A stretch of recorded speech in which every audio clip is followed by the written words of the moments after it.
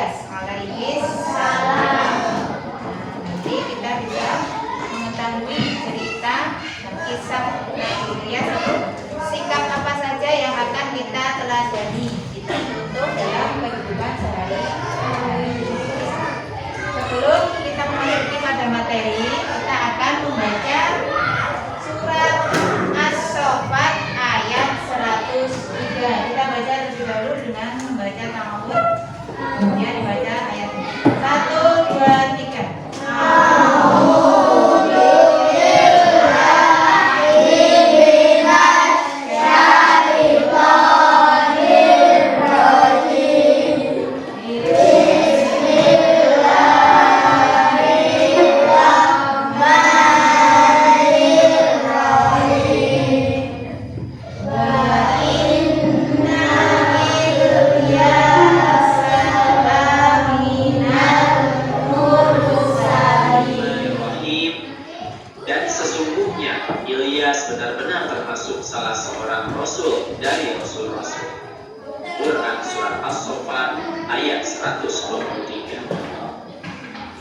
Pada saat itu, kaum Bani Israel menyembah patung berhala bernama Baal. Nabi Ilyas alaihissalam berdakwah bersama Nabi Ilyas alaihissalam.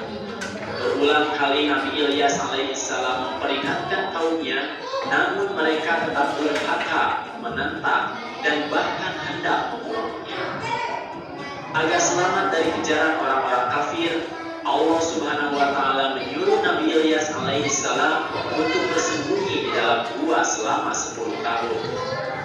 Karena kedurhakaan orang-orang kafir itulah Allah Subhanahu wa Ta'ala menurunkan musibah kekeringan.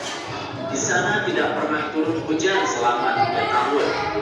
Akibatnya banyak tanaman dan binatang ternak yang mati, serta banyak pula penduduk mengalami kelaparan karena kekurangan makanan. Mereka baru tersadar bahwa seruan Nabi Ilyas alaihissalam itu benar. Kini mereka pun mencari Nabi Ilyas alaihissalam untuk bertaubat.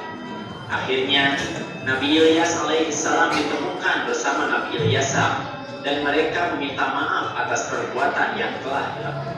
Oke, itu tadi tentang kisah siapa? Ilyas alaihi salam. Coba kalian buka LKS-nya halaman 53.